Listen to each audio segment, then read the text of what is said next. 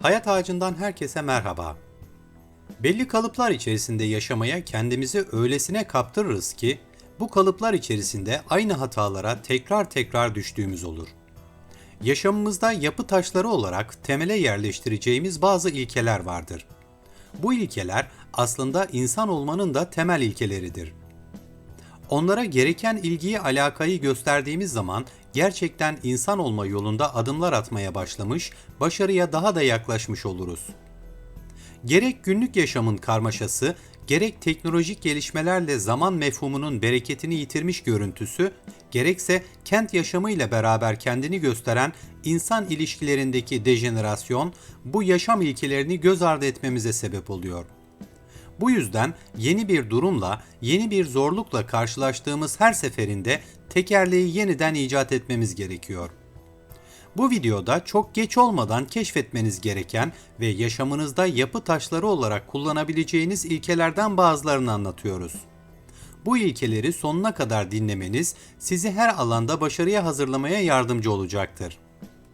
Dünyayı nasıl gördüğünüzde ve bu küre içerisinde nasıl yaşadığınıza dair tutumunuz her şeyi belirler. Bunu unutmayın. Eğer düşündüklerinizde, söylediklerinizde ve yaptıklarınızda negatif bir tutuma sahipseniz, yaşamınız da çeşitli engellerle, olumsuzluklarla, başarısızlıklarla ve yenilgilerle dolu bir yaşam olacaktır. Yani tutumunuzu bir gözlük olarak düşünün. Gözünüze pembe camlı bir gözlük takarsanız dünyayı farklı görürsünüz, siyah camlı bir gözlük takarsanız bambaşka görürsünüz. Eğer dünyaya dair olumlu bir tavrınız varsa yaşamınız, eylemleriniz, etrafınız ona göre şekillenecektir. Hayatta iyi şeylere sahip olmak kolay değildir. Yapacağınız seçimler, harcayacağınız çaba, takınacağınız tutumlar burada belirleyici olacaktır. Mesela bir arkadaş bulmanız kolaydır ama bu arkadaşlığı dostluğa çevirmek doğrudan seçiminizle ilgilidir. Aynı zamanda çaba ve özveri ister. İyi bir iş bulmakta zorlanmayabilirsiniz ama paranızı düzenli olarak ödeyen iyi bir patrona sahip olmak sizin dünyaya nasıl baktığınızla şekillenecek bir durumdur. Hayatınızda şans faktörünün rol oynadığı anlar elbette olacaktır fakat şansa güvenenler, oturup iyi şeylerin olmasını bekleyenler genelde hayal kırıklığı yaşarlar. Unutmamak gerekir ki mükemmelliğe ulaşmak yolunda seçimlerimiz de büyük rol oynar. Aynesi iştir kişinin lafa bakılmaz diye güzel bir söz vardır. Ziya Paşa bu sözünün devamında da bir kişinin aklının seviyesi yaptığı işte görünür der. Yani eylemden bahsediyor. Anlaşılması basit ancak genellikle gözden kaçan bir şeydir bu. Hayatta ne kadar değerli sözler söylüyorsanız söyleyin, eylemleriniz bu sözlerinizi yansıtmıyorsa hiçbir kıymeti yoktur. Eğer ciddiye alınmak ve başkalarının sevgisini, güvenini kazanmak istiyorsanız sözlerinizi eylemlerinizle desteklemek zorundasınız. Zaman değerli bir şeydir ve onu boşa harcamanın en kolay yollarından bir tanesi yapılacak şeyleri ertelemektir. Böylece aynı zamanda üretkenliğinizi de boşa harcamış olursunuz. Meşhur atalar sözü bugünün işini yarına bırakma derken de bunu kasteder. Çünkü işleri erteleyerek yola devam ederseniz bu sizde motivasyon kaybına yol açacaktır. Dolayısıyla da başarısızlığa. O yüzden her işi yapılması gereken zamanda yapmalı, engelli koşudaki her engeli aşan sporcudaki şevk ve inançla yolunuza devam etmelisiniz. Bu çok zor görünebilir ama bir kez başladığınızda ve bunu hayatınızdaki ilkelerden biri olarak benimsediğinizde çok daha verimli ve üretken bir hayatınız olduğuna şaşıracaksınız. İnsanoğlu hayatta gördüğü, bildiği, tanıdığı her şeye sahip olmak isteyen bir yapıya sahiptir. Bu onun doğasında var olan ve törpülenmesi gereken bir özelliktir.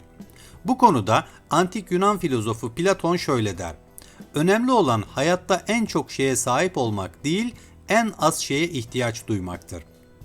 Platon'dan 2000 sene sonra Buhara'dan Bursa'ya gelip insanları aydınlatan Emir Sultan da şöyle demiştir: dünya mamurluğunu ahmakların gafletine borçludur. Doğudan ve batıdan bu örnekleri çoğaltmak mümkün. Hayatta her şeye sahip olmak gibi yıpratıcı bir ruh haliyle yaşamak yerine hayatınıza güzellik katacak, en önemli şeyleri öncelik sırasına koymanız, unutmamanız gereken ilkelerden bir diğeridir. Bazen verdiğimiz bir karar sonrası kendimizi üzgün hissederiz. Bu üzüntü, verilmiş olan kararın illa da yanlış olduğu anlamına gelmez. Mesela daha iyi koşullarda yaşamak, daha iyi para kazanmak, daha mutlu bir hayat sürmek için ömrünün çoğunu geçirdiği şehirden başka bir şehre taşınan bir insan üzüntü duyabilir. Ya da yıllarca çalıştığı işinden ayrılıp daha iyi şartlarda bir işe giren insanda üzüntü olabilir. Bu üzüntü durumu geçicidir ve sizi yolunuzdan alıkoyacak nitelikte değildir. Bazen en zor seçimler en gerekli olanlardır, bunu unutmayın. Doğru seçimleri yaşayacağınız üzüntüye rağmen tercih etmekte çekimserlik göstermeyin. Hayatınızda ilke edinmeniz gereken şeylerden biri de itibarın paradan daha önemli ve daha maliyetli bir şey olduğudur. Kaybedilen para yeniden kazanılabilir. Ancak kaybedilen itibarı tekrar elde etmek zordur. Esasında itibar parayla ölçülecek bir şey de değildir. Maddi olarak kıt kanaat geçindiği halde işinin ehli bir zanaatkarın ya da aynı durumda bir sanatçının elde ettiği itibar, gördüğü saygı parayla değer biçilemeyecek bir şeydir. Para kolay yollardan kazanılabilir. Parayla elde ettiğiniz şeyler dolayısıyla etrafınızdaki tanıdıklarınız sizin gibi olmak isteyebilirler. Fakat bu öykünmeyi bir sanatçıya ya da usta bir zanaatkara duyulan hayranlıkla karıştırmamak gerekir. Çünkü itibar uzun vadede kazanılabilecek ve çaba gerektiren bir şeydir. Hayat bir öğrenme sürecidir. Her ders siz öğrenene kadar kendini tekrar edecektir. Bu bizim için zor bir süreçtir. Çünkü sorunlar, rahatsızlıklar, engeller sürekli zihnimizi meşgul eder. Ancak duygularımız, hislerimiz de bize bu durumlardan sürekli olarak ders çıkarmamız gerektiğini telkin eder. Yapmamız gereken, hatalarımızdan gereken dersleri çıkarmak, düşüncelerimizde ya da davranışlarımızda düzeltilmesi gereken yerleri düzeltmektir. Böylece her geçen gün daha da olgunlaşan, hataları tekrarlama sıklığı azalan biri oluruz.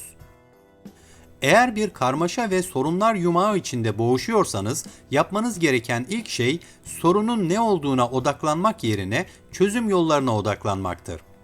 Çünkü her zaman için bir çıkış yolu vardır, fakat onu keşfetmek için sorunun bizatihi kendisinden arınmak gerekiyor. Sorunların gelip geçici olduğuna, hayat boyu devam etmeyeceğine, yalnızca şu an için hayatınızı etkilediğine ve çözüm yolunun da olduğuna inanırsanız, işler bir anda değişir ve sorunlar karşısındaki acziyetiniz bir anda meydan okumaya dönüşür. Öz farkındalık diye bir kavram vardır.